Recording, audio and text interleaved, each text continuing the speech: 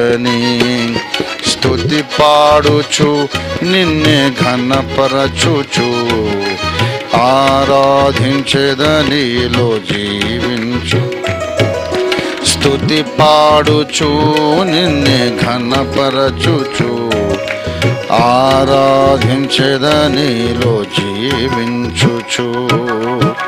పునరుద్ధానుడ నా యేసయ్యా. దేవునికి స్తోత్రం. హల్లెలూయా, హల్లెలూయా. దేవుని పరిశుద్ధ వాక్యములో నుండి ఒక చిన్న సందేశం మీతో పంచుకోవాలని నేను ఆశిస్తూ ఉన్నాను.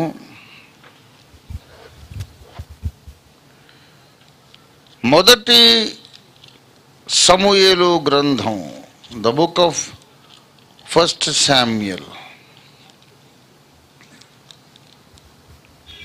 17వ అధ్యాయం, 1 Samuel 17th chapter.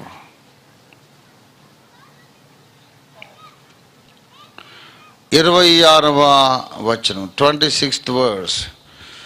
దావీదు జీవము గల దేవుని సైన్యములను తిరస్కరించుటకు ఈ సున్నతి లేని ఫిలిష్తీయుడు ఎంతటి వాడు, వానిని చంపి ఇశ్రాయేలీల నుండి ఈ నింద తొలగించిన వానికి బహుమతి ఏమి అని తన యొద్ద నిలిచిన వారిని అడుగగా, దేవుడి మాటలు మన వినికిడిలో ఆశీర్వదించునుగాక. మనం ప్రార్థన చేసుకుందాం.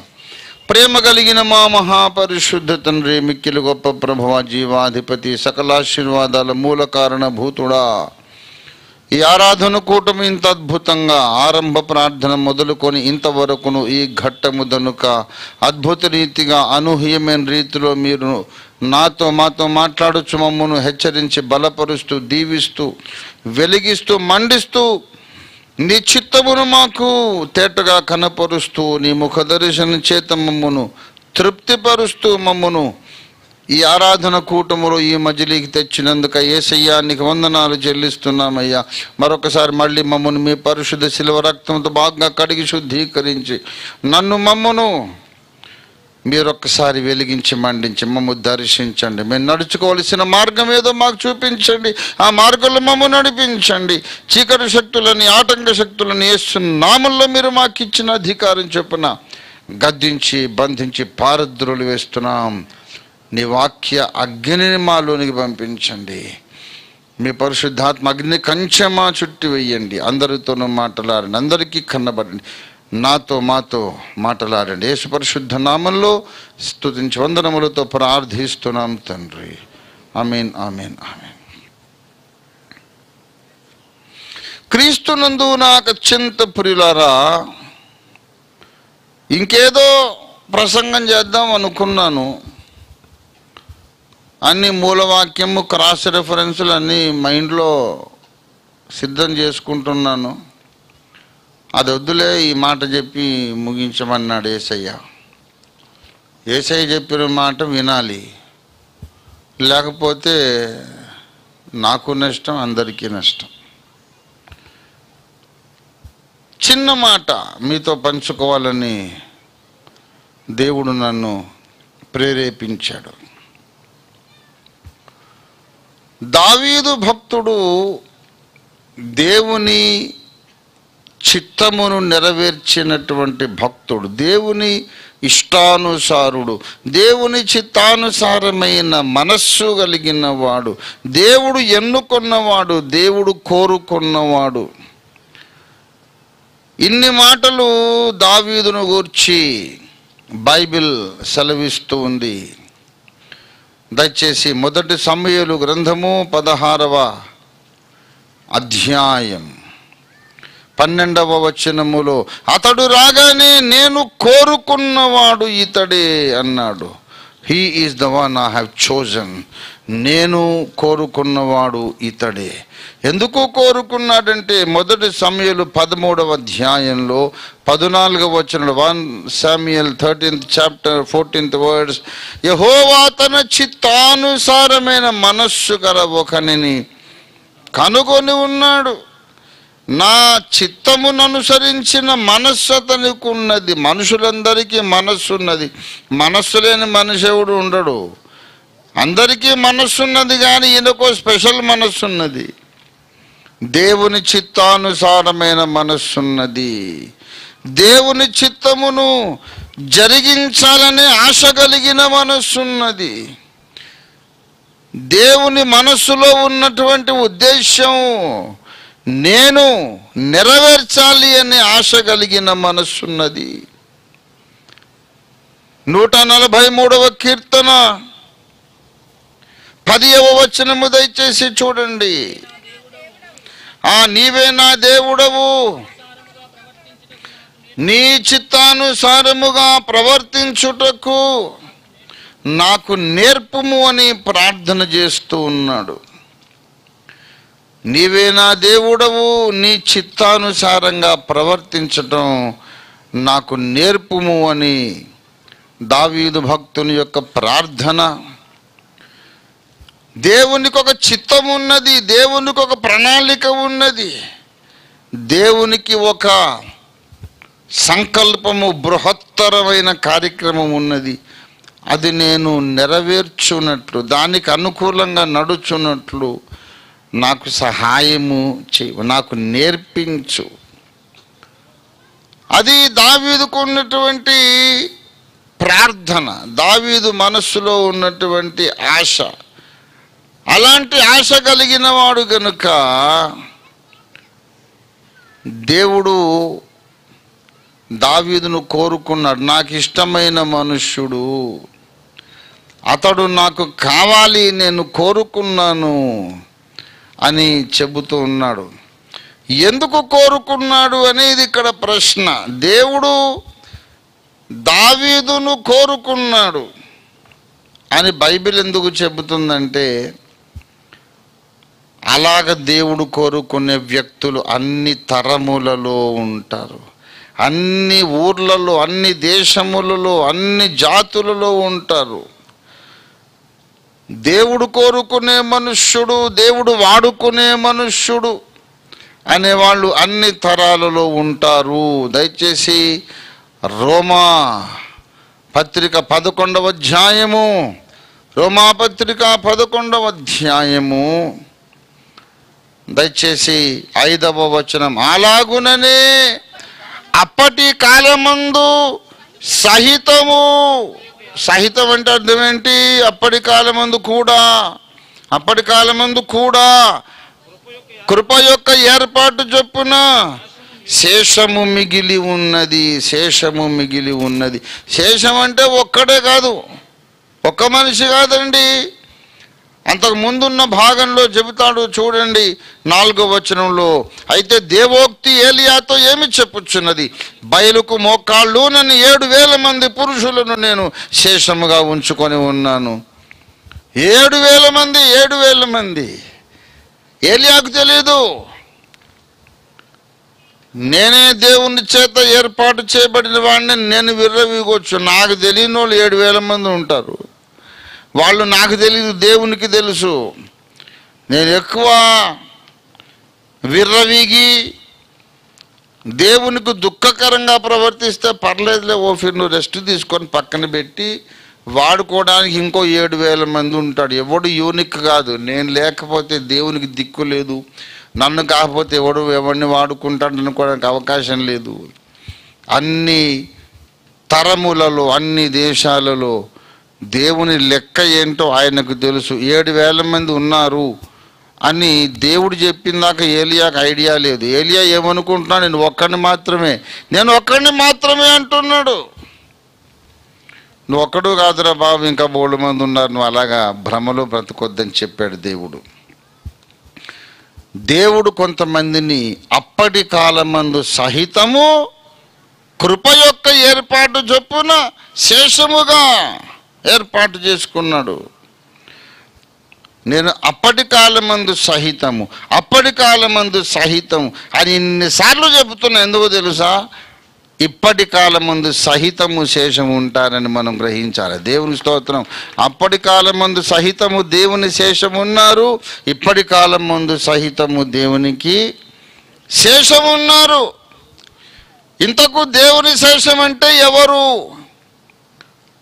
అందగాళ్ళ దేవుని శేషం?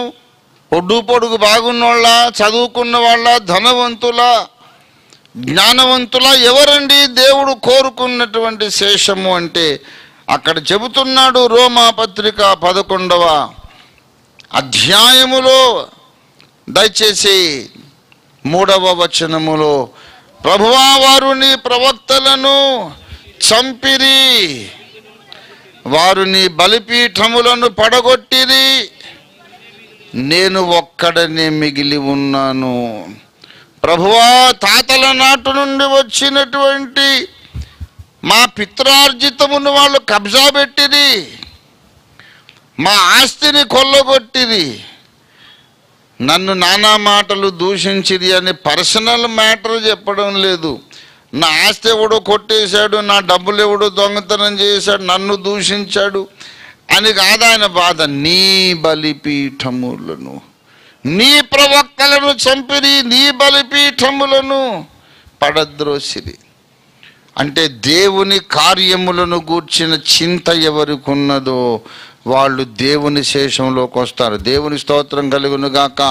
హల్లెలూయా. దేవుని కార్యములను గూర్చినటువంటి చింత నీకుంటే నీకో శుభవార్త. అతి త్వరలోనే దేవుడు నిన్ను ఒక నాయకునిగా, నాయకురాలిగా చేస్తాడు. నీకు వేరే క్వాలిఫికేషన్ అక్కర్లేదు. నువ్వు నిద్రపోయేటప్పుడు, మెలకువగా ఉన్నప్పుడు, ఇంట్లో ఒంటరిగా ఉన్నప్పుడు, పనులు చేసుకునేటప్పుడు, ప్రయాణాలు చేసేటప్పుడు మనస్సులో ఒక వేదన పుట్టిందనుకో, చింత. అయ్యో దేవుని కార్యము ఎలాగ ముందుకు సాగుతుంది, యేసు నామమును అనేక మంది ఎలాగ వింటారు, ఎలాగ సువార్త వింటారు, దేవుని కార్యం ఎలాగ జరుగుతుంది భూమి మీద అని నీకు వేదన కలిగిందనుకో. వేదన ఊరికేనే కలగదు, అదొక శుభ సూచన, ఒక మంచి సిమ్టమ్ అన్నమాట.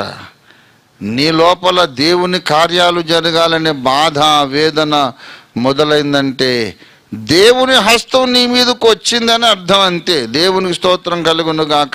ఫిలిప్పీ పత్రిక 2వ అధ్యాయం 21వ వచనం చూడండి. ఫిలిప్పీ 2:21, అందరూ తమ సొంత కార్యములనే చూచుకొనుచున్నారు కానీ యేసుక్రీస్తు కార్యాలు ఎవరు చూడడం లేదు. మరి ఏలియా సంగతి డిఫరెంట్గా ఉంది. అందరూ తమ సొంత కార్యాలే చూసుకుంటున్నారు, దేవుని కార్యాలు ఎవరు చూడరు. కానీ ఏలియా సంగతి ఏంటి చెప్పండి? ప్రభువా నీ బలిపీఠములను కూలగొట్టిరే. కూలగొడితే పోనీ, నీ ఇల్లు కాదు కదా, నీ ఇల్లు కూలగొట్టలేదు కదరా, నీకెందుకు బాధ అనుకుంటారు జనాలు. అరే నా ఇల్లు కూలగొట్టినా పర్లేదు, కానీ దేవుని బలిపీఠాన్ని ముట్టొద్దు, దేవుని బలిపీఠాన్ని కూలగొట్టొద్దు. అరే ఎవరికి లేని బాధ నీకెందుకు? దేశంలో లక్షల మంది జనం ఉన్నారు, బలిపీఠాలు కూలగొడితే ఎవడు మాట్లాడటం లేదు, నువ్వు ఒక్కడు ఎందుకు మాట్లాడుతున్నావు అంటే వాడికి లోపల మంట లేదండి, నాకు మంట ఉంది. వాడి చింత లేదు, నాకు చింత ఉంది. దేవుని కొరకు ఆలోచన, దేవుని కొరకైనటువంటి చింత, దేవుని కార్యములను గూర్చి చింత. దేనిని గూర్చి చింతించొద్దు అంటే అర్థం ఏంటంటే దేవుని కార్యాల గురించి చింతించొద్దని కాదు. ఏమి తిందుమా అని చింతించొద్దు, ఏమి ధరించుకొందుమా అని చింతించొద్దు, నీ అవసరాల కొరకు చింతించొద్దు. కానీ పాడైపోతున్న క్రైస్తవ సంఘాల కొరకు చింతించాలి. యేసునామము దూషించబడుతుందని చింతించాలి. దేవుని ప్రజల, దేవుని సంఘం యొక్క పునాదులు పాడైపోయినని చింతించాలి. సంఘములో ప్రసంగ పీఠికల మీద యెజబెలు కూర్చొని దేవుడు చేయొద్దు అని చెప్పిన పనులు చేయమని సేవకులకే నేర్పిస్తోంది. చింతించాలి. ఆహాబు కాలంలో గుర్రాల గిట్టల కింద నలిగిపోయినటువంటి యెజబెలు కొత్త నిబంధన సంఘంలోకి మళ్ళీ ప్రవేశించింది. కనిపించని దురాత్మగా ప్రవేశించింది, బైబిల్ కాలేజీల్లోకి ప్రవేశించింది, ప్రసంగ పీఠికల మీదకి ప్రవేశించింది. అది నా దాసులకు నేర్పించుచున్నది. చింతించవా? దేని గూర్చి చింతపడొద్దంటే నీ అవసరాల కొరకు చింతపడొద్దని అర్థం. దేవుని నామం దూషించబడుతుంటే పట్టించుకోవద్దని అర్థం కాదు. లక్షల మంది జనంలో ఒక్క ఏలియా ఉన్నాడు. అయ్యో, ఇశ్రాయేలు వారు దేవాన్ని బలిపీఠములను కూలగొట్టారు అనే బాధ వ్యక్తం చేస్తున్నాడు. రెండవ విషయము, మొదటి రాజుల గ్రంథం 19వ అధ్యాయము 10వ వచనములో, సైన్యములకు అధిపతియగు యెహోవా కొరకు నేను ఒకడును మాత్రమే ఏమి గలవాడను, మహారోషము కలిగిన వాడను. ఎంత రోషం అంటే ముందు వెనక చూడడిక, ముందు వెనక చూడకుండా డైరెక్ట్గా చక్రవర్తి దగ్గరికి వెళ్ళిపోయాడు, దేశాన్ని రాజు దగ్గరికి వెళ్ళిపోయాడు. వాడు రాజు అయితే అయ్యాడు, నాకేం గొప్పవాడు, నేను రాజులకు రాజు ప్రభువులకు ప్రభువైన యేసయ్య సేవకుడును, వాడు రాజు అయితే నాకేమి, మంత్రి అయితే నాకేమి, దేవుని ప్రతినిధిగా నేను వెళ్తాను అని మొదటి రాజుల గ్రంథం 17వ అధ్యాయము 1వ వచనంలో, అంతటా గిలాదు కాపురస్తుల సంబంధియు తిష్బీయుడునైన ఏలియా ఆహాబు నొద్దకు వచ్చి, a direct short statement, a very peculiar, very strange, very mysterious statement. ఎట్లా వచ్చేస్తాడండి? గిలాదు కాపురస్తుల సంబంధి తిష్బీయుడైన ఏలియా ఆహాబు నొద్దకు వచ్చి, ఎలాగ వెళ్ళిపోయి ఉంటాడు? రాజభవనం లోపలికి వెళ్ళిపోయి మహారాజు ముందుకు వచ్చి నిలబడ్డాడు. ఎవడు రానిస్తాడు? ఎవడరా నువ్వు, అసలు నీకు లైసెన్స్ ఉందా, ఇన్విటేషన్ ఉందా, రాజుగారు ఏమన్నా పిలిచారా, అపాయింట్మెంట్ ఉందా, ఎవరు నువ్వు, ఉగ్రవాదివా, తీవ్రవాదివా, రాజద్రోహివా, రాజుని చంపడానికి వెళ్తున్నావా, సెక్యూరిటీ ఉండదా, వెళ్ళిపోతాడా రాజు ముందుకు? మనం వెళ్తామా రాజు ముందుకు, ప్రధానమంత్రి ముందుకు వెళ్తామా? మనం వెళ్ళిపోయాడంతే. దేవుని కొరకు రోషం కలిగిన వాడు వెళ్తుంటే ఎవడు ఎందుకు వచ్చావని కూడా అడగడు, తలుపులు తీసి సలాం పెట్టి రమ్మంటారంతే. దేవునికి స్తోత్రం కలుగును గాక. డైరెక్ట్గా వెళ్ళిపోయి అన్నాడు, నేను ఎవరి సన్నిధి నిలబడి ఉన్నాను. ఎవరి సన్నిధిలో ఉన్నాడు మీరు నాకు చెప్పండి. ఎవరి సన్నిధిలో ఉన్నాడండి? ఆహాబు నొద్దకు వచ్చాడు, ఉందా లేదా? ఉందా? తిష్బీయుడని ఏలియా ఎక్కడికి వచ్చాడు? ఆహాబు నొద్దకు వచ్చి ఏమనాలి? నేను ఎవరిని సన్నిధిలో నిలబడి ఉన్నాను, ఇశ్రాయేలు రాజైన ఆహాబు అనాలా? కానీ ఎవరిని సన్నిధిలో నిలబడి ఉన్నాను, ఆ యెహోవా జీవము తోడు. రే, నువ్వు నిలిచింది ఆహాబు ఎదుట ఉన్నావు బాబు అంటే, ఆహాబు ఎవడండి? నేను యెహోవా సన్నిధిలో నిలబడ్డాను. నేను రాజ దర్బారులో కానీ, అడవిలో కానీ, కొండ గుహ కానీ, సొరంగము కానీ, కొండ శిఖరము కానీ, చెరసాల కానీ, తుఫాను మధ్యలో కానీ, సుడిగుండంలో గిరగిర తిరిగి మునిగిపోబోతున్న ఓడలో కానీ నేనెక్కడ ఉన్నా అది యెహోవా దేవుని సన్నిధానము అనే అనుభవంలో ఏలియా ఉన్నాడు. దేవుని స్తోత్రం కలుగును గాక. I don't care who is standing in my presence or in front of me, I am standing in the presence of God. దేవుని ముందు ఉన్నాను. అది అడివైన దేవుని సన్నిధి. నాకు అంతగా దేవుని సన్నిధిని అనుభవించినటువంటి భక్తుడు ఏలియా. ఏలియాకి ఇంకో మాట ఏంటంటే రోషం ఉంది. రోషం అంటే ఏంటో తెలుసా? నిమ్మకు నీరెత్తినట్టు ఉండడం కాదు, కొంచెం బీపీ పెరగాల. రోషం వచ్చిన బీపీ చెకప్ చేస్తే కొంచెం హై బీపీ ఉంటుంది. ఏమండి, ఏ కార్యమన్నా జరగని, ఏ పాపమన్నా జరగని, ఏ ద్రోహమన్నా జరగని, సంఘాలు పాడైపోని, బోధలు పాడైపోని, పునాదులు పాడైపోని, నాకెందుకు వచ్చింది, మనం ప్రశాంతంగా ఉండాలి. బుద్ధావతారం అంటే కుదరదండి. బుద్ధావతారం అంటే నువ్వు ప్రశాంతంగా ఎప్పుడు ఉండాలంటే, నిన్నెవడన్నా తిట్టినప్పుడు నువ్వు ప్రశాంతంగా ఉండాలా, నీ ఆస్తి ఎవడైనా దోచుకున్నప్పుడు ప్రశాంతంగా ఉండాలా. కానీ బైబిల్కు భిన్నంగా ఎవడైనా మాట్లాడితే ప్రశాంతం లేదు. ఎప్పుడు కోపం రావాలో అప్పుడు రావాలి. కోపం వచ్చింది దావీదుకి. అరే, కాసేపు ఏలియా అంటావు, కాసేపు దావీదు అంటావు, ఏవయ్యా బాబు, అసలే న్యూ చర్చ్ మెంబర్ వచ్చేటట్టు ఉన్నాడు. నేనేం మర్చిపోలేదు, కరెక్ట్గా ప్రెమిసెస్లోనే ఉన్నాను నేను. దేవుడు వాడుకునే మనుష్యుల యొక్క లక్షణాలు చెబుతున్నా. అందరికీ కామన్గా ఉంటుంది ఈ లక్షణం. ఎప్పుడైతే దేవుని నామానికి అవమానం వచ్చిందో వాళ్ళకి ఏం కలుగుతుందట? రోషము, రోషము, రోషము. దేవుని బిడ్డలారా, యెజబెలు కార్యాలను చూసి ఏలియాకు రోషం వచ్చింది. గొలియాతు ప్రగల్భాలను విని దావీదుకు రోషం వచ్చింది. అది దావీదు కానీ, ఏలియా కానీ, మోషే కానీ, పౌలు కానీ, మార్టిన్ లూథర్ కానీ, దేవుడు వాడుకున్న దైవజనులందరూ రోషము కలిగిన వాళ్ళే. రోషం లేని ఒక్కడిని కూడా దేవుడు వాడుకోలేదు, వాడుకోబోడంతే. రోషం చచ్చినోండి దేవుడు వాడుకోడు. దేవుని కొరకు నీవు రేపబడాలా. సంసోను రేపబడ్డాడు ఫిలిష్తీయులకు ఏదన్నా చెయ్యాలని. వాళ్ళేంద్రా మా దేశంలోకి వచ్చి మమ్మల్ని బానిసలుగా చేస్తున్నారు, ఐగుప్తు బానిసత్వం నుంచి, ఐగుప్తు కఠిన దాస్యం నుంచి దేవుడు మమ్మల్ని విడిపిస్తే మళ్ళీ వీళ్ళు వచ్చి మమ్మల్ని దాసులను చేస్తున్నారు, వీళ్ళని దుంపదించాలి, వీళ్ళకి ఏదన్నా పొగబెట్టాలి అనుకున్నాడు. ఏదైనా చెయ్యాలి చెయ్యాలి చెయ్యాలి. సంసోనులో ఒక ప్రేరేపణ, కూర్చి కర్నా హై, ఈ ఫిలిష్తీయులను ఒట్టికి వదిలొద్దు. దావీదుకు ఒక లోపల మంట, వీడి ఇన్ని మాటలు యెహోవా దేవునికి విరోధంగా మాట్లాడుతున్నాడు, వీడి దుంపదించాల్సిందే, వీడిని చంపేస్తే ఏంటి బహుమానం అంటాడు. వాడు మోకాలెత్తులేడు, వీడు 10 అడుగులు చిన్న పిల్లోడు, వీడు వేసేస్తే ఏమిస్తాడు రాజుగారు అంటాడు. అదే దేవుడు కోరుకునే మనిషి ఎవడో తెలుసా? తన యొక్క హైట్ ఎంతో పట్టించుకొనుడే. వాడిని వాడుకుంటాడు దేవుడు. దేవునికి స్తోత్రం కలుగును గాక. హల్లెలూయా.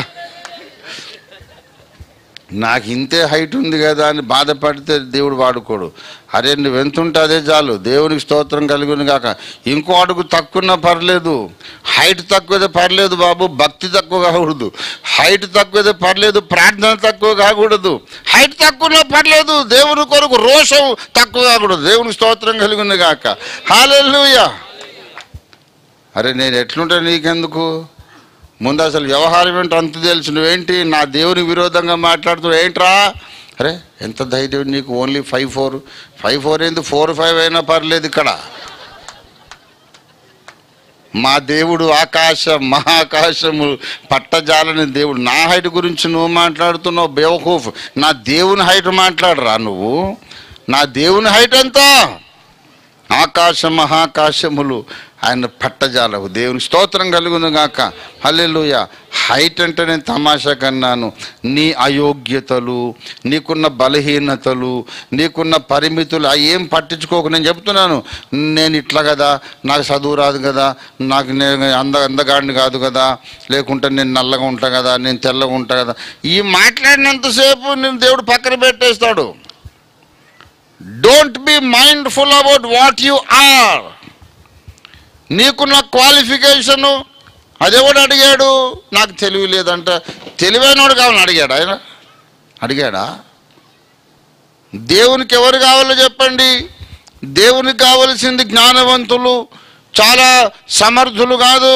1 కొరింథీ పత్రిక 1వ అధ్యాయం 26వ వచనం, సహోదరులారా మిమ్మును పిలిచిన పిలుపును చూడుడి.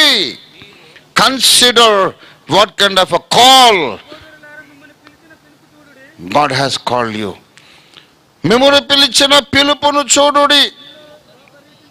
మీలో లోకరీతిని జ్ఞానులైన, ఘనులైన, గొప్ప వంశము వారైనా మీలో అనేకులు పిలువబడలేదు. కానీ ఏ శరీరయు దేవుని ముందు అతిశయింపకుండునట్లు, గర్వించకుండునట్లు జ్ఞానులను సిగ్గుపరచాలని దేవుడు ఒక ప్రోగ్రాం పెట్టుకున్నాడు. ఈ లోకములో ఏ లక్షణాలను గూర్చి మనుషులు విర్రవీగుతారో ఆ లక్షణాలన్నింటినీ సిగ్గుతీయాలని దేవుడు ఒక ప్రోగ్రాం పెట్టుకున్నాడు. జ్ఞానము నాకున్నదని గర్విస్తారు కదా, జ్ఞానులను సిగ్గుపరచాలనుకున్నాడు. అందంగా ఉన్నానని గర్విస్తారు కదా, అందగాళ్ళను సిగ్గుపరచాలనుకున్నాడు.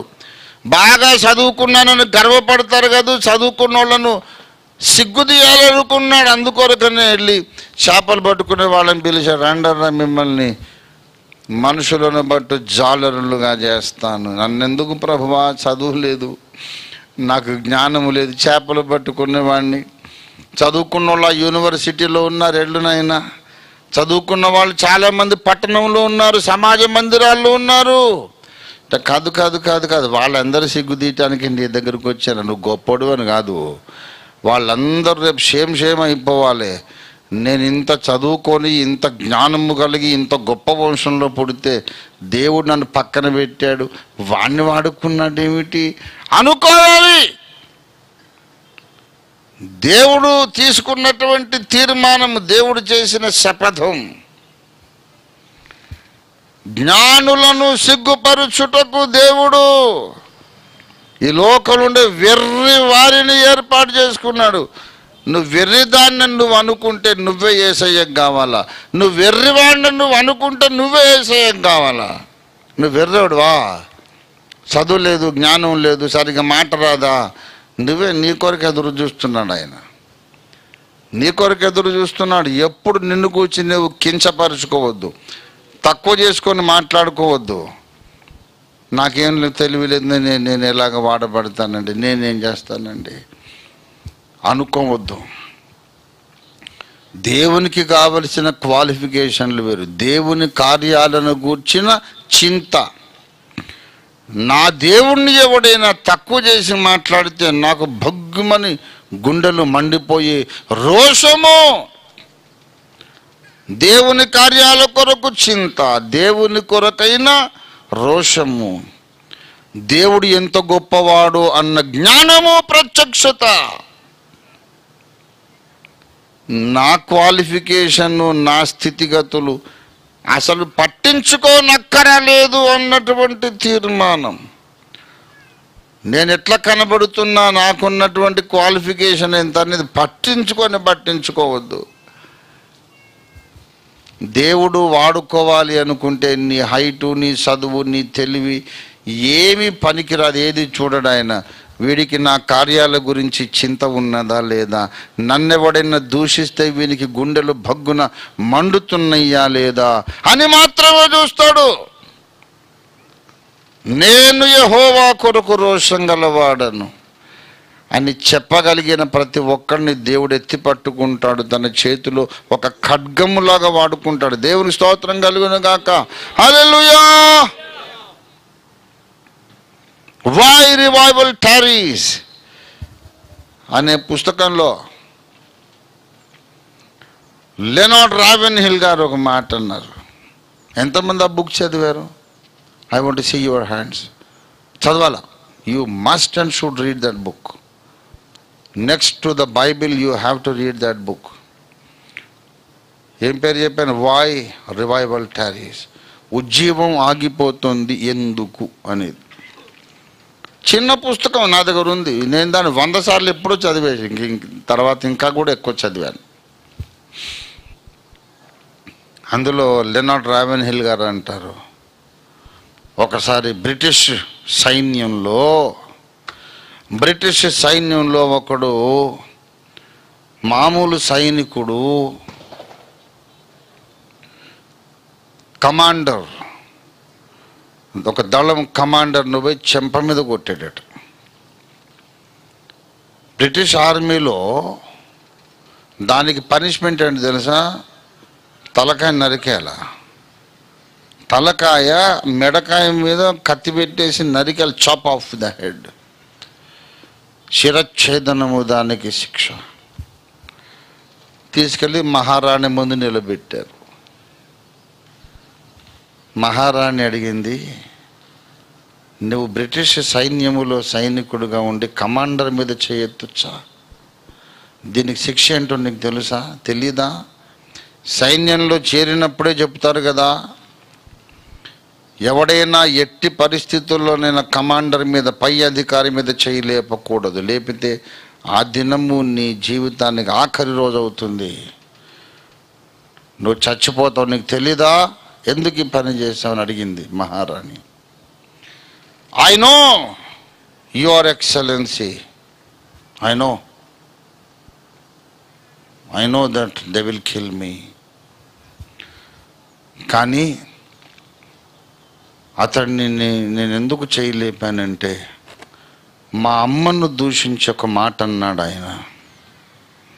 నా జన్మనిచ్చిన తల్లిని దూషించి ఒక మాట అన్నాడు. నా మనస్సు భగ్గున మండింది. నేను ఎలాగ ఊరుకుంటాను అనుకున్నారు? నా తల్లిని వాడు దూషించిన తర్వాత వాడిని ఏమి చేయకుండా ఉండి నేను బ్రతికిన దానికంటే మా అమ్మ గౌరవం కొరకు వాడి మీద చెయ్యేసి నేను చచ్చిపోయిందో మంచిది నాకు. How can I not do anything? He insulted my mother. Kill me now, I don't care అన్నాడు.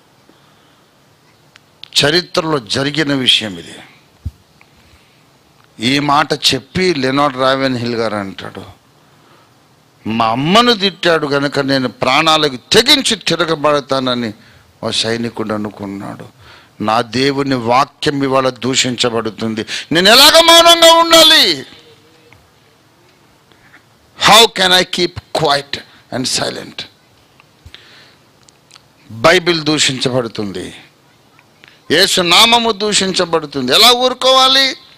నేను ఊరుకోనంతే. నన్ను చంపితే చంపండి, కొడితే కొట్టండి, కానీ నా స్వరమెత్తి ఘోషిస్తాను, సత్యం కొరకు నిలబడతాను. ఈ మంట ఎవడుకుందో వాడికి ఏం చదువు లేకపోయినా దేవుడు వాడుకుంటాడు, వాడి వికారంగా ఉన్న దేవుడు వాడుకుంటాడు. ఈ లోకంలో గొప్ప వంశం కాకపోయినా దేవుడు వాడుకుంటాడు. God is not looking for qualified people. He is looking for people who sincerely love His name. దేవుని నామమును ప్రేమించువారు, యథార్థంగా ప్రేమించువారు. నా దేవుని మీద ఒక్క మాట ఎవడన్నా మాట్లాడితే నేను ఒప్పుకోను అనే మంట ఎవడుకుందని లోకమంతా వెతుకుతున్నాడు. ఒక తరంలో దావీదు దొరికాడు, ఒక తరంలో ఏలియా దొరికాడు, ఒక తరంలో మోషే దొరికాడు, ఒక తరంలో మార్టిన్ లూథర్ దొరికాడు. ఈ తరంలో దేవునికి దొరికిన శేషములో నువ్వు ఉండాలని ప్రభు మాట్లాడుతున్నాడు. దేవుని స్తోత్రం కలుగును గాక. నాదేం క్వాలిఫికేషన్, పెద్ద క్వాలిఫికేషన్ కాదు, కానీ మంట దేవుని కొరకు నేను ఏదన్నా చెయ్యాలి. అరే నువ్వేం చేస్తావురా అన్నారు అందరూ. నీ చదువు ఎంత, వయసు ఎంత, అనుభవం ఎంత, నీ జ్ఞానం ఎంత? How can you do anything for the lord? How can you work for God? What is your qualification? అంటే ఏం క్వాలిఫికేషన్ అండి? ఇక్కడ మనస్సు ఆగడం లేదు, ఇక్కడ లోపల రేపబడుతూ ఉన్నాను. రే ముందు వెనక చూడాలి, ముందు వెనక చూడాలన్నోడు ఎవరిని దేవుడు వాడుకోడండి. నేను చెబుతున్నాను, అతి జాగ్రత్త పరులు ఎవరిని దేవుడు వాడుకోడు. You trust me, you take it from me. ఏమో కొంచెం ముందు వెనక చూడాలంటే నువ్వు అక్కడనే ఉండంటాడు. నేను ఒక రియల్ లైఫ్ ఇన్సిడెంట్ చెప్తా. నేను దేవుని సేవ కొరకు పిలువబడిన తర్వాత నేను జాబ్ రిజిగ్నేషన్ సబ్మిట్ చేశాను. చేస్తే ఆ రోజుల్లో మా సంఘ పెద్దలు అన్నారు, ఓఫీర్ మరీ అంత తొందరపాటు మంచిది కాదు, కాస్త వెనక ముందు చూడాలి. నీ క్వాలిఫికేషన్ ఎంత, నువ్వెంత, నువ్వు ఏం చేస్తావు, నీకు ఏం తెలుసు అంటే ఏం తెలియాలని అడిగా. ఏం తెలుసు అంటున్నావు కదా, ఏం తెలియాలా? నాకు తెలిసింది ఏంటంటే నేను పాపిని, యేసయ్య నా పాపాలు క్షమించాడు. వాడు కూడా పాపి, అది తెలుసు. వాడికి కూడా పాప క్షమాపణ కావాలి. క్షమాపణ పొందకుండా చచ్చిపోతే వాడు అగ్నిగుండానికి వెళ్తాడు. ఇది నాకు తెలుసు. ఇంతకన్నా ఎక్కువ ఎందుకు, ఏం తెలియాలా? నేను పాపినని తెలుసు, యేసు నా పాపాలు క్షమించాడని తెలుసు. యేసును అంగీకరించకుండా చచ్చిపోతే వాడు అగ్నిగుండానికి వెళ్తాడని తెలుసు. అరే వద్దురా బాబు, నరకానికి వెళ్ళొద్దని చెబుతాను. నీకు క్వాలిఫికేషన్ ఏంటంటావేంటి? అది కాదు, కొంచెం వెనక ముందు చూసుకొని అప్పుడు అడిగేయాల. నేను చెప్పాను, దేవుని దయ వల్ల మీరు యేసయ్య ఉన్న కాలంలో ఆ పడవలో ఉంటే పేతురు అడుగు బయటికి వేసినప్పుడు ఆగాగు పేతురు కొంచెం వెనక ముందు చూసుకొని అని చెప్పేవాళ్ళే మీరు. మీలాంటి వాడు పడవల్లో ఉంటే పేతురు ఎప్పుడు నీళ్ళ మీద నడిచేవాడు కాదు. చాలా చాలే నోరు మూయండి అని చెప్పా. ఏంటి వెనక ముందు చూడడం? యేసయ్యను చూడాలి. యేసయ్య మాట మీద గురి నిలిపి ముందుకు అడుగు వేసిన వాణ్ణి ఎప్పుడు దేవుడు మునిగిపోనివ్వడు. నేను 40 ఏళ్ళు సేవ చేస్తే మునిగిపోయిన తేలైన నీళ్ళ మీద నడిచేసానంతే. దేవుడికి స్తోత్రం కలుగును గాక. హల్లెలూయా. సైకిల్ ఎక్కి రోడ్డు మీద పడ్డాను. అడవుల్లోకి వెళ్ళా, పల్లెల్లోకి వెళ్ళాను. ఎవరన్నం పెడతారో తెలీదు. అన్నం తినే వేళైంది, అన్నం ఎవరు పెడతారో తెలియదు. పిచ్చోడ్లాగా బూర పట్టుకొని ఊర్లో అరుస్తా పోతున్నా. ప్రయాసపడు భారము మోసుకొని వచ్చున్న సమస్త జనులారా నా యుద్ధకు రండి, నేను మీకు విశ్రాంతిని ఇస్తానని యేసు పిలుచుచున్నాడు. ఏ భేదము లేదు, అందరూ పాపులని పిచ్చి పట్టినలాగా ఆ డబ్బా రేకు ఆ బూర చేసుకొని దాన్ని ఏమంటారు మెగాఫోన్ పట్టుకొని పిచ్చోడ్లాగా వెళ్ళిపోతున్నాం. ఇంకా కొందరు పిచ్చోళ్ళు ఉన్నారులే నాతో పాటు, సువార్త పిచ్చోళ్ళు. మమ్మల్ని పిచ్చోళ్ళనే అనుకున్నారు. ఎక్కడికి వెళ్ళిపోతున్నా, ఎవడన్నం పెడతాడు అంటే నాకు తెలీదు. మరి ఎలాగ వెళ్ళిపోతున్నావు ఊర్లలోకి? దేవునికి తెలుసు, దేవుడు పెడతాడు. నాకు ఈ జారుడు పొట్టకు అన్నం పెట్టడం చేతగానోడు పరలోకం ఏమి ఇస్తాడు? నాకు అన్నం పెట్టే చేతగానోడు రక్షణ ఏమి ఇస్తాడండి? దేవుడు పెడతాడు ఆ టైంకు. సరిగ్గా 1 గంటకు నాకు భోజనం చేయాలనుకోండి, ఆకలేస్తుంది. 1:15కి ఒక ముసలం వచ్చి నాయన ప్రార్థన చేసిపోమని 16 మడతలు ₹1 నోటు. అది ఎందుకు అన్ని మడతలు పెడతారో అర్థం కాదు. మడత పెట్టి చిన్న ఆ కొంగు చివరన ముడేసుకొని నన్ను ఇంట్లోకి పిలిచి ప్రార్థన చేయించుకొని ముసలమ్మ ఆ ముడి ఇప్పుతూ ఉంటుంది. ఏముంది అక్కడ ఇంత చిన్న ముడి? కష్టపడి ఓపెన్ చేస్తే 16 మడతలు పెట్టిన ₹1 నోటు. దాన్ని భద్రంగా ఓపెన్ చేయాలి, చినిగిపోయే పరిస్థితి. సరే ఆకలేస్తుంది, ఆ ₹1 నోటు వచ్చింది, ఏం చేయాలి ప్రభువా అంటే అదిగో అక్కడ అరటిపళ్ళ బండి ఉంది, వెళ్ళు. అరటిపళ్ళ బండి, అరటిపళ్ళు అంటే నాకు చాలా ఇష్టం. ఎందుకంటే గొప్ప మర్మం ఉంది అందులో. కష్టపడకుండా తినొచ్చు. అంతా గుజ్జు పల్పే కదా, దాంట్లో విత్తనాలు ఉండవు, ఏముండవు. అదే సీతాఫలం తినాలంటే ఎంత కష్టం. నేను ఎప్పుడైనా సీతాఫలం తింటే ఎప్పుడు గోడకు ముఖం పెట్టి తింటా. తినేటప్పుడు మూతి ఇట్లా అని అంటుంటే ముందున్నోడు ఉండి వీడు నన్ను ఎక్కిరిస్తున్నాడేమోనని చెప్పొచ్చు, పంచాయతీ పెట్టుకుంటాడేమోనని ఎప్పుడు సీతాఫలం గది లోపల గోడకు మూలకు ముఖం పెట్టి గవ్వ తిని బయటకు వచ్చామండి. అదే మామిడి పండు తినాలి, లోపల అంతలా టెంక్ ఉంటుంది, సగం మీద కింద పడుతూ ఉంటుంది. ఆ సీతాఫలం అసలు దాంట్లో ఉండే గుజ్జు తక్కువ, గింజలు ఎక్కువ. అయినా సరే తినకుండా ఉండలేము. కానీ దానికి క్వైట్ ఆపోజిట్ అరటిపండు. అంత గుజ్జు హ్యాపీగా చిన్నపిల్లవాడికి అన్నం ముట్టించినట్టు మెత్తగా ఉంటుంది. అది తినడంలో సోమరోణ్ణి. దేనికన్నా పని ఉండే కానీ తినే దగ్గర సోమరోణ్ణి. లట్టుకుమని మింగేటట్టు ఉండాలి కానీ దానికి ఎక్కువ ప్రయాస పెట్టొద్దు మనల్ని.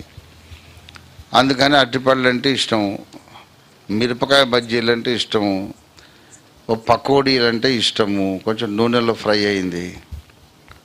₹1తో అప్పుడు పావలా ఇస్తే 2-3 అరటిపళ్ళు ఇచ్చేవాళ్ళు. తర్వాత మిరపకాయ బజ్జీలు, పొగసూరినటువంటి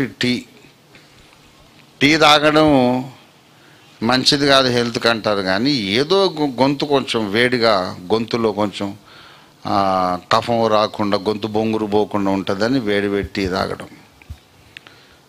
ఒక్క పూట 2 అరటిపళ్ళు, పకోడీ, ఓ మిరపకాయ బజ్జీ, ఒక పొగసూరిపోయినటువంటి టీ ఒక పూట తీసుకుంటే మళ్ళీ ఒక వారం దినాలు ముసలమ్మ రాదు, ముసలాయన రాడు, రూపాయి ఉండదు, ఏముండదు.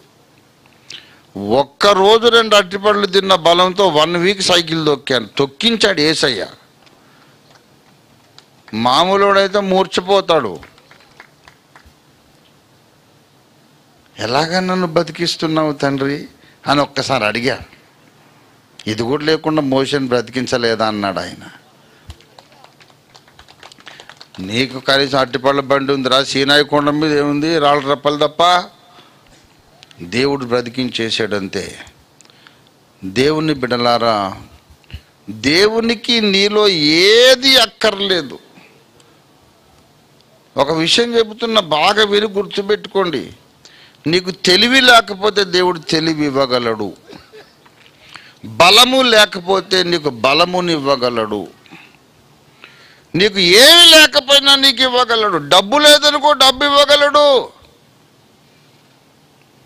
నిరుపేదవైతే అవసరమైతే డబ్బులు ఇస్తాడు. నువ్వు వికారంగా ఉన్నాను అనుకుంటే ఒకవేళ కావాలంటే అందంగా చేయగలడు. బలం లేకపోతే బలమునిస్తాడు. డబ్బు లేకపోతే డబ్బులు ఇస్తాడు. తెలివి లేకపోతే తెలివినిస్తాడు. కానీ నీలో యథార్థత లేకపోతే అది ఇవ్వలేడు ఆయన. అది నీ అంతటి నీకు ఉండాలా. If you lakh honesty, God cannot help you. తన ఎడల యథార్థ హృదయము గల వారిని బలపరచుటకు యెహోవా కను దృష్టి లోకమందంతటా సంచారము చేస్తుంది. ప్రతి పనికి మాలోని పట్టుకొచ్చి యథార్థత ఇవ్వడు ఆయన. యథార్థంగా ఉన్నోళ్ళ కోసం వెతుక్కుంటున్నాడు. యథార్థత ఉండదు కొంతమందికి. ప్రార్థనలో యథార్థత ఉండదు. పాపాలు ఒప్పుకోవడంలో యథార్థత ఉండదు. సిద్ధాంతాన్ని పరీక్షించడంలో యథార్థత లేదు. సత్యం కోసం వెతకడంలో యథార్థత లేదు. అట్లాంటి వాళ్ళని తీసి పక్కన వారేస్తాడు. యథార్థముగా సత్యము పట్ల, దేవుని పట్ల నీకు భారము, రోషం ఉంటే ఆ తర్వాత నీకు ఏమి తక్కువైనా అవన్నీ దేవుడు ఇస్తాడు. దేవుని స్తోత్రం కలిగిన గాక. ఏదైనా దేవుడు ఇస్తాడు. దేవుడు వాడుకున్నటువంటి మనుషుల లక్షణాలు చూడండి. డెమోస్ షకేరియన్ అనే వ్యక్తిని గురించి చాలా రోజుల కిందట చెప్పాను. గుర్తుందా ఎవరికైనా? డెమోస్ షకేరియన్ నెట్లో కూడా మీరు సెర్చ్ చేయవచ్చు. ఆయన కమ్యూనిస్టు దేశాలలో ఆయన ఆ సంస్థ ఏంటంటే ఒక చాలా పెద్ద international full gospel business mens association. Full gospel business mens association, ఈ టర్మ్ కూడా మీరు నెట్లో సెర్చ్ చేయవచ్చు. Full gospel business mens association, దాని స్థాపకుడు. ఆయన పేరు డెమోస్ షకేరియన్. ఆయనకు ఏ చదువు రాదు, ఏ విద్య రాదు, ప్రసంగం రాదు, ఏం చెప్పడం రాదు. జీవిత కాలంలో ఆయన ఒక్క ప్రసంగం చేయలేదు. ఆయన నా యేసయ్య కొరకు ఉపయోగపడాలని భారము కలిగి ఉన్నాడు. నన్ను వాడుకో తండ్రి, నన్ను వాడుకో. దేవునికి ఏదన్నా చేయాలంటే వినండి బాగా. చేతిలో పైసా లేదు, నోట్లో ఒక అక్షరం ముక్క లేదు, ఏమీ లేదు. దేవుని కొరకు నేను ఉపయోగపడాలంటాడు.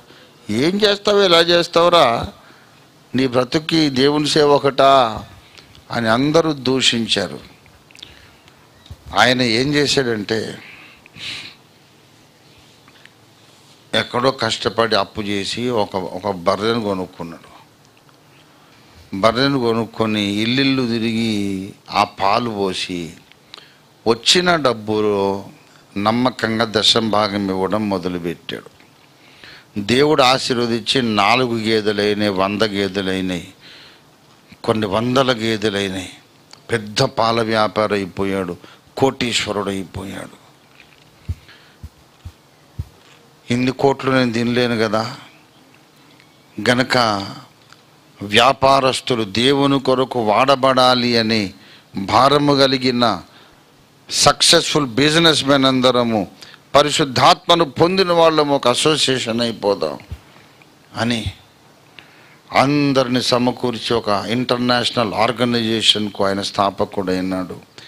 వాళ్ళ ద్వారా ఎటువంటి ప్రచండమైన పరిశుద్ధాత్మ కుమ్మరింపు, ఎన్ని కోట్ల మందికి సువార్త అందింది. డెమోషెకెరిన్ వచ్చి మైక్ ఇస్తే 3 ముక్కలు చెప్పడం చేత కాదు, వాక్యం చెప్పలేడు, సాక్ష్యం చెప్పలేడు. కోట్ల మందికి సువార్త అందడానికి దేవుడు ఆయన వాడుకున్నాడు. యథార్థంగా నువ్వు దేవుణ్ణి ప్రేమిస్తే దేవుడు నీ ద్వారా ఏమి చేయగలడో నువ్వు కలలో కూడా ఊహించలేవు. Just as you are. ఇప్పుడు ఈ క్షణం దేవుడు తయారుగా ఉన్నాడు నిన్ను వాడుకోవడానికి. నువ్వు తయారా? దేవుడు రెడీ. నువ్వు రెడీయా? నువ్వు రెడీగా లేకపోతే ఆయన ఏం చేయలేడు. నువ్వు మొత్తం చితికిపోయి ఉన్నావు అనుకో, ఆర్థికంగా సామాజికంగా మొత్తం నాశనం అయిపోయి ఉన్నావు అనుకో, నిన్నే దేవుడు ప్రపంచ ఉజ్జీవము కొరకు ఒక ముఖ్య సాధనంగా చేయగలడు. అసలు నీ పరిస్థితుల గురించి మాట్లాడకు. నీ హైటు, వెయిటు, డబ్బులు, నీ అప్పులు అవి మాట్లాడొద్దు. నువ్వు దేవుని కార్యాల గురించిన చింత నీకుంటే, నా దేవుడు అవమానించబడుతున్నాడనే మంట నీకుంటే, దేవుని కొరకు నేను పని చేయడానికి ప్రాణాలకు తెగించి పోరాడతాను అనే ధైర్యం నీకుంటే, మిగతా కథంతా ఆయన నడిపిస్తాడు. దేవుని స్తోత్రం కలుగును గాక. Hallelujah. Don't worry about your family, don't worry about your financial limitations. నీకున్నటువంటి నీ మాట మాంద్యము కలిగినటువంటి పరిస్థితి, సరిగా సాక్ష్యమే చెప్పలేని పరిస్థితి ఉండొచ్చు. Don't worry. దేవుడు అవమానం అయిపోతున్నాడు, దేవుణ్ణి అవమానిస్తున్నారని నీ హృదయము మండుతూ ఉన్నదా లేదా అని నేను అడుగుతున్నా. ఇప్పుడు అది ఒక్కటి ఉంటే చాలు, మిగతాది మొత్తం ఆయన చూసుకుంటాడు. నిన్ను తీసుకొచ్చి ఒక ఉన్నతమైన పొజిషన్లో నిలబెడతాడు. నీ నోట్లో దేవుని మాటలు ఉంచుతాడు. ఈ 2 మాటలు చెప్తున్నా, గుర్తుపెట్టుకోండి. నీకు ఉద్యోగం రాలేదు, ఏజ్ బారైపోయిందని బాధపడకు. 1000 మందికి ఉద్యోగాలు ఇచ్చి అధికారిగా దేవుడు నిన్ను చేస్తాడు. నాకు ప్రసంగం చేయరాదని నువ్వు బాధపడకు. 1000 మంది ప్రసంగికులను బలపరిచే పోషకునిగా దేవుడు నిన్ను చేస్తాడు. నమ్మడం నీకు చేతనైతే నమ్ము. నమ్మడానికి ధైర్యం ఉంటే చేతనైతే నమ్ము. నమ్మి ఒక అడుగు ముందుకేసి చూడు. అడుగు ముందుకేయాలంటే ఏం చేయాలండి అని మీరు అడుగుదాం అనుకుంటున్నారు నన్ను. నాకు వినపడింది ఇక్కడికి. అడుగు ముందుకంటే ఏం చేయాలండి? నువ్వు ఆశీర్వాద ప్రార్థన ఇస్తే అడుగు బయటకు వేస్తాం మేమందరం. అడుగు ముందుకేయాలంటే ఫస్ట్ ఏం చేయాలి తెలుసా?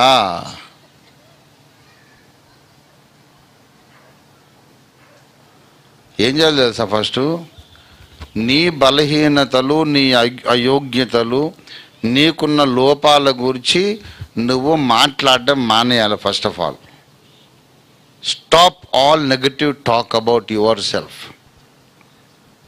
ఇది ఫస్ట్ అండ్ ఫార్మోస్ట్ నువ్వు చేయాలి. నాకు ఏమి రాదు, నాకేం తెలీదు, నా లైఫే సరిగా లేదు. అరే అదంతా మాకు తెలియదా? దేవునికి తెలియదు. పెద్ద మర్మాలు చెప్పినట్టు చెప్తున్నావు.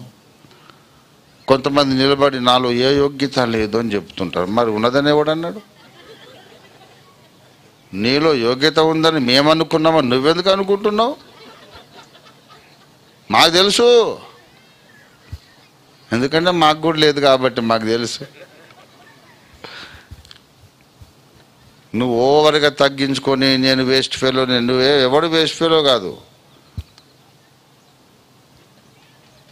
ఏఎన్ మాథ్యూ గారు నాకు నేర్పిన ఒక అద్భుతమైన పాఠం. నాయనా, ఏది మనము వేస్ట్ అనుకోకూడదు నాయనా. మలయాళీ తెలుగులో మాట్లాడే ఆయన. నాకు చెప్పిన పాఠం. ఎందుకు చెప్పారంటే, రామ్నగర్ ఐపీసీ చర్చ్ పాస్టర్ గారు, ఆయన దగ్గర నేను నిలబడి కలిసి, నేనంటే చాలా ఇష్టం ఆయనకి. నాకు స్వీట్ ఇష్టం అని తెలుసు. నేను ఆయన దగ్గరికి వెళ్తే నన్ను చేయబట్టుకొని నడిపించుకొని తీసుకెళ్ళి రామ్నగర్ చౌరస్తాలో స్వీటు తినిపించి ఆ బిల్లు కట్టి వెళ్తాడనమాట. ఆయన పెద్ద మనిషి. నాకు 20, ఆయనకి 80. అప్పుడు దీపావళి పండుగ పెడతా. నాకు భలే చిరాకేసింది. ఏంటంటే కనీసం సంగీతం కాదు, ఏమి కాదు, ఏమి ఆనందము. గర్భిణీ స్త్రీలు ఉంటారు, ముసలోళ్ళు ఉంటారు, హార్ట్ పేషెంట్లు ఉంటారు, పసి పిల్లలు ఉంటారు, పాలు తాగే పిల్లలు. అంత పెద్ద సౌండ్కు భయపడరా? ఏం పండుగ అని నేను అంటున్నాను. అప్పుడు ఇది ఎప్పుడు 40 ఏళ్ల కిందటి సంగతి. ఆయన ఏమన్నారంటే, ఓ ఫిర్ బాబు, మనం అలాగ అనుకుంటున్నారు కానీ, మలయాళీ తెలుగు, మనం అలాగ అనుకుంటున్నారు కానీ ఏదియూ వేస్ట్ కాదు నాయనా, అన్నీ మంచివే అంటున్నాడు ఆయన. ఏంటండి అంకుల్, అన్ని మంచివి అంటే ఏంటి? రూపాయలు కాల్చినట్టే కదా. రూపాయి కాలిస్తే ఏం సప్పుడు రాదు, ఇది కాలిస్తే ఢామ్ అంటుంది అంతే. మామూలుగా ఒక కాగితానికి నిప్పు ముట్టించి మనమే ఢామ్ అనొచ్చు ఫ్రీగా.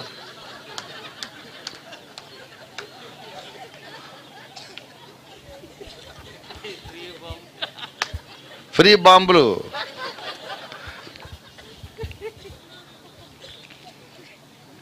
ఏం పండుగ, ఏమి దీపావళి బాబు అని నేను చిరాకు పడుతున్నాను. పెద్ద ఆయన అంటారు, కాదు నాయనా అలాగనుకోవద్దు ఓ ఫిర్ బాబు అని. ఏమంటారంటే, దీపావళి చెయ్యాలని ఇన్ని కోట్ల మందికి ఆసక్తి ఉన్నందుకు అదొక పరిశ్రమ అయింది, దాని మీద లక్షల కుటుంబాలు బ్రతుకుతున్నాయి బాబు. ఇప్పుడు ఈ పిచ్చి వీళ్ళకు లేదనుకో, ఈ బాంబులు తయారు చేసే ఫ్యాక్టరీలన్నీ, దీపావళి టపాకాయలు అవి తయారు చేసే ఫ్యాక్టరీలన్నీ మూతపడతాయి, కొన్ని లక్షల కుటుంబాలు రోడ్డున పడతాయి, వాళ్ళకి ఇంకో చదువు రాదు. ఇది పిచ్చేననుకో కానీ కొంతమందికి ఇది జీవనోపాధి అయింది అని ఒక మాట అన్నాడు. ఆవు, గేదె, పశువులు గడ్డి మేస్తాయి. మేసిన తర్వాత దాన్ని పోషక పదార్థాలు జీర్ణించుకొని వ్యర్థ పదార్థం అని పేడను వదిలేస్తాయి కదా. ఆ పేడ ఎందుకు వదిలేసింది? అది వ్యర్థమని వదిలేసింది. అది కూడా వ్యర్థం కాదు బాబు, అది భూమికి ఎరువు అవుతుంది అన్నారు. పేడ వ్యర్థమని వదిలేసింది ఆ జంతువు. ఆ వ్యర్థం అనుకున్న పేడ భూమికి ఎరువు అవుతుంది. భూమి మీద ఏది వ్యర్థం కాదు, అన్నిటికో ప్రయోజనం ఉంటుందన్నారు ఆయన. ఎంత మేధావి చూడండి. పేడ కూడా వ్యర్థం కాదని చెబుతుంటే నువ్వెట్లా వేస్ట్ నాకు చెప్పు. కొట్టబుద్ధి వేస్తుంది నాకు ఎవరైనా. నేను వేస్ట్ ఫెలో అంటే ఒకసారి వింటా, 2 సార్లు వింటా, 3వసారి దబీమని ఒకటి ఇచ్చుకోవాలనిపిస్తుంది. ఎవ్వరు వేస్ట్ కాదు. నీవు దేవునికి ప్రయోజనకారివి కాగలవు. దేవునికి స్తోత్రం, హల్లెలూయా. దావీదు వేస్ట్ అని అన్నలు అనుకున్నారు, వాడే నాకు కావాలన్నాడు దేవుడు. నువ్వు వేస్ట్ అని అందరూ అనుకుంటే పర్లేదు, నువ్వు అనుకోవద్దు. అది ఇవాళ ప్రసంగం. లోకమంతా అనుకోని నువ్వు ఒక వేస్ట్ పదార్థం అని నువ్వు అగ్రి కావద్దు. నీవు అగ్రి కావద్దు. నేను వేస్ట్ అన్న మాట నీ నోట రానివద్దు. విత్ ఆల్ యువర్ లిమిటేషన్స్, నీకున్నటువంటి బుద్ధిహీనత, నీకున్న బలహీనతలు, నీకున్న పరిమితులు అన్నిటితో పాటు నీ లోపల ఒక గ్రేట్ ప్లస్ పాయింట్ ఉంది. దేవుని వాక్యమును ఎవరైనా దూషిస్తే నీ హృదయం భగ్గుమని మండుతుంది కదూ, అది చాలు దేవునికి. ఆ చిన్న స్పార్క్ ఉంటే నేను ఒక బలమైన సాధనంగా దేవుడు చెక్కి వాడుకోగలుగుతాడు. ఎలా వాడుకుంటాడో అని అడక్కు. దేవుడు కొత్త కొత్త సిచ్యువేషన్లను సృష్టించగలడు. దేవునికి స్తోత్రం కలుగును గాక, హల్లెలూయా. నీకు అనుకూలంగా కొత్త కొత్త పరిస్థితులను ఆయన సృష్టిస్తాడు. ఎలా వాడుకుంటాడో మనం ఊహించలేం. దేవుని కొరకు రోషము కలిగిన వాళ్ళ కొరకు దేవుడు ఎన్ని విధములుగా పని చేయగలడో మనం ఊహలలోనైనా దాన్ని మనం ఊహించుకోలేం. ఇవాళ ఒక్కటే కావాలి, దేవా నీవున్నావు, జ్ఞానులను సిగ్గుపరచుటకు వెర్రి వారిని నువ్వు ఏర్పాటు చేసుకున్నావు అనే మాట సత్యమైతే, మరి నేను వెర్రినే కదా ప్రభువా, నేను వెర్రిదాన్నే కదా, నేను బలహీనుండే కదా, బలహీనురాలనే కదా, నన్ను ఎలా వాడుకుంటావో చెప్పు తండ్రి. అప్పగించుకుందాం. ఒక మహా ఉజ్జీవం నీ ద్వారా భారతదేశంలో రప్పించడానికి దేవుడు సమర్థుడు. రండి ప్రార్థన చేసుకుందాం, ప్రార్థన చేసుకుందాం. దేవుడు సమర్థుడు, దేవుడు సమర్థుడు.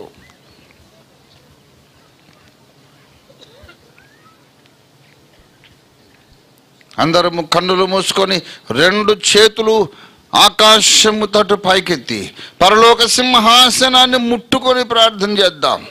ప్రతి ఒక్కరు చేతులు పైకెత్తి ప్రభువును స్తుతించండి. ప్రభువా, హల్లెలూయా, హల్లెలూయా, హల్లెలూయా, హల్లెలూయా, హల్లెలూయా. నువ్వు చేయవలసిన మొట్టమొదటి పని నిన్ను తక్కువ చేసుకొని ఎప్పుడు మాట్లాడొద్దు. అది నువ్వు చేస్తున్న బిగ్గెస్ట్ మిస్టేక్. నీ అడుగు ముందుకు పడకపోవడానికి నీ నెగటివ్ టాకే కారణం, నీ నాలుకే కారణం. Don't do that mistake again. Don't repeat that mistake. దేవుడు నిన్ను కోరుకుంటున్నాడు, నువ్వు కావాలంటున్నాడు. నువ్వు దూరం వెళ్ళిపోతావు? దూరం వెళ్ళిపోయినప్పుడు నిన్ను ఎలా వాడుకుంటాడు ఆయన? దావీదులాగా ముందుకు రా, ఏలియాలాగా ముందుకు వచ్చేసేయి, మోషేలాగా ముందడుగు వెయ్యి. నేనెంతటి వాడను, నేను అయోగ్యుడను, అయోగ్యురాలను అనే మాట నీ గుండెల్లో ఉండని. ఎప్పుడైతే నేను అయోగ్యుడననే సంగతిని జ్ఞాపకం వచ్చిందో, అయోగ్యులనే కోరుకునే దేవుడు నా యేసయ్య అని 1 కొరింథీ 1:26 నీకు జ్ఞాపకం రావాలి.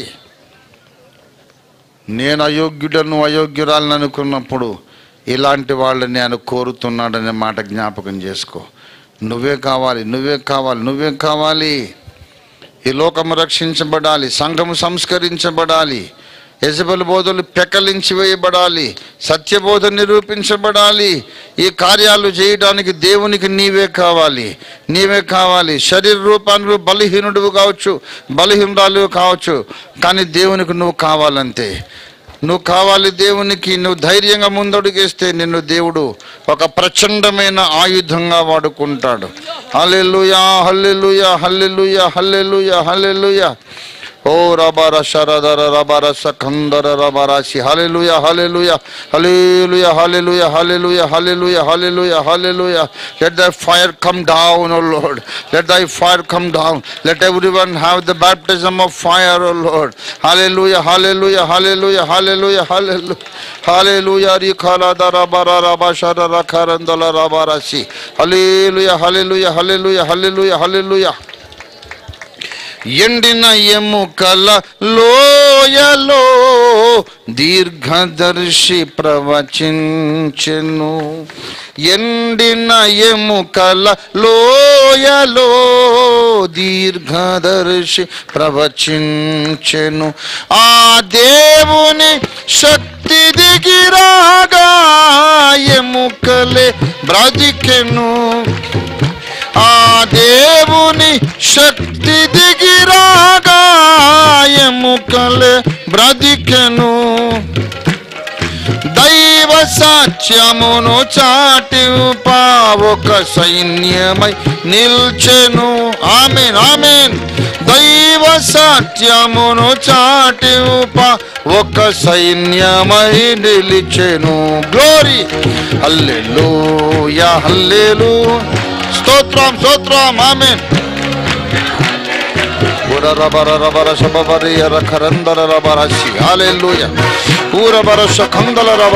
హల్లెలూయా. హల్లెలూయా. జయమనుచు పాడెదం, ఏలియా దినములే వచ్చెను. హల్లెలూయా.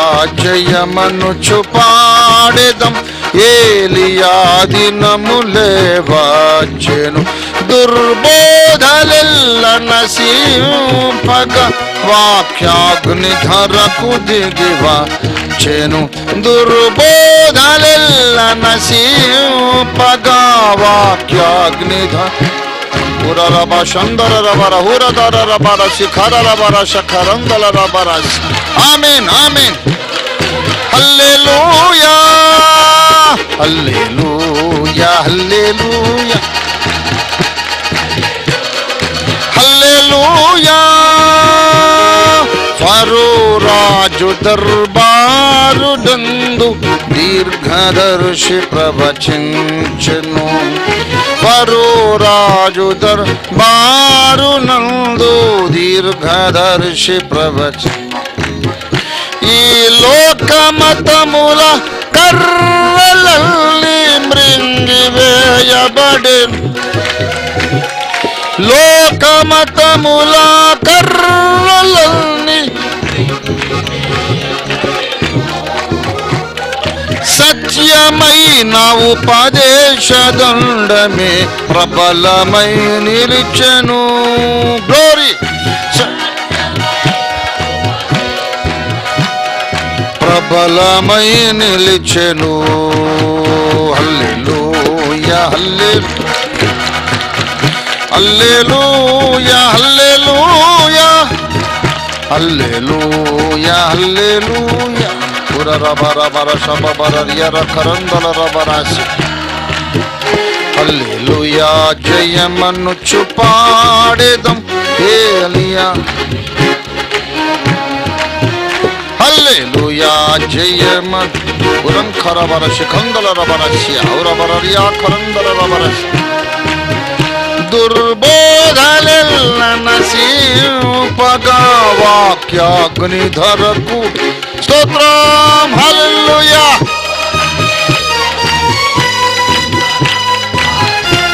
ధరకు దిగి వచ్చెను. హల్లెలూయా హల్లెలూయా హల్లెలూయా హల్లెలూయా హల్లెలూయా.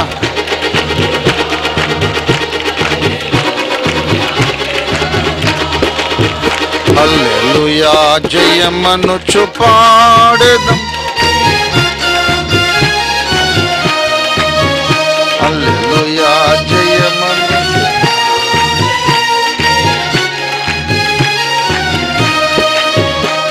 హల్లెలూయా హల్లెలూయా.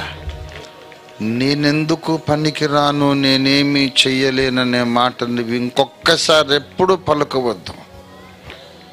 దేవునికి కోపం వస్తుంది సుమా, జాగ్రత్త. నీవు ఒక దావీదు ఒక ఏలియావు కాకుండా ఆపేది సైతాన్ కాదు, నీ నాలుకే ఆపుతుంది. నీ నెగటివ్ టాకే నిన్ను ఆపుతుంది. నీ నెగటివ్ సంభాషణ నీ ఎదుగుదలను ఆపేస్తుంది. అభిషేకం రాకుండా అడ్డగిస్తుంది. నీ నాలుకే నిన్ను పాడు చేస్తుంది. Never utter such negative statements.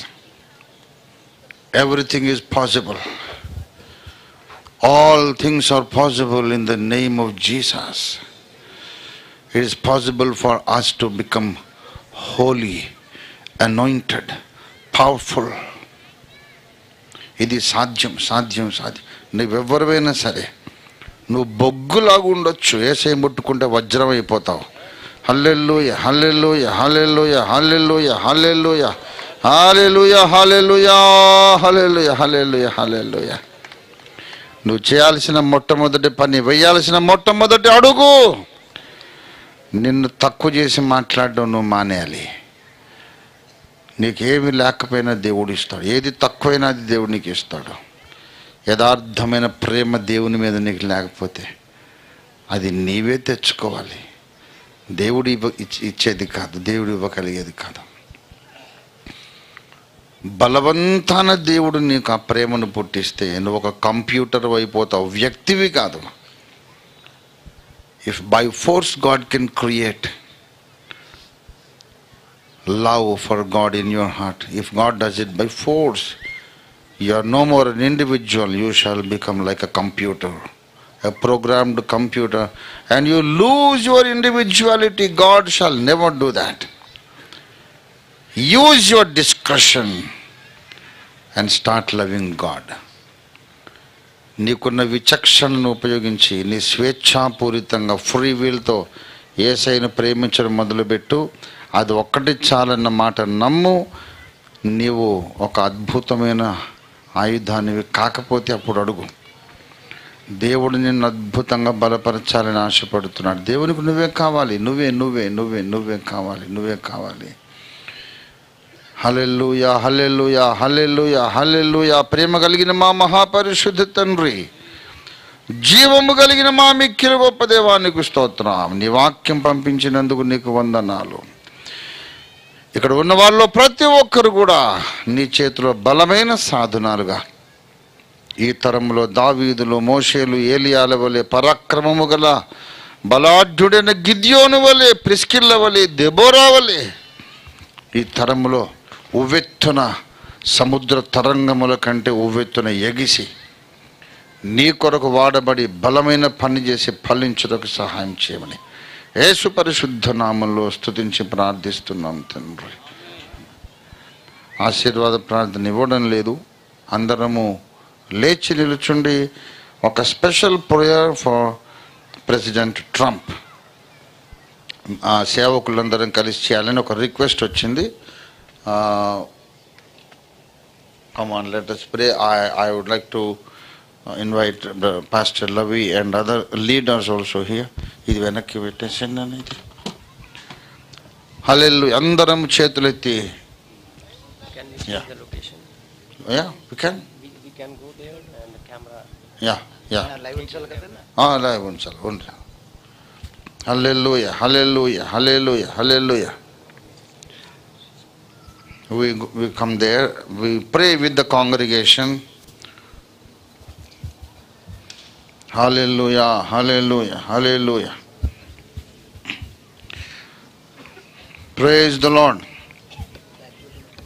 ప్రియులారా, ప్రపంచ దేశాలలోని పరిస్థితులు చాలా ప్రమాదకరంగా మారిపోతున్నాయి. ప్రపంచ దేశాల ప్రభుత్వ పాలసీలు, విధానాలు సువార్తకు అనుకూలంగా మార్చబడాలంటే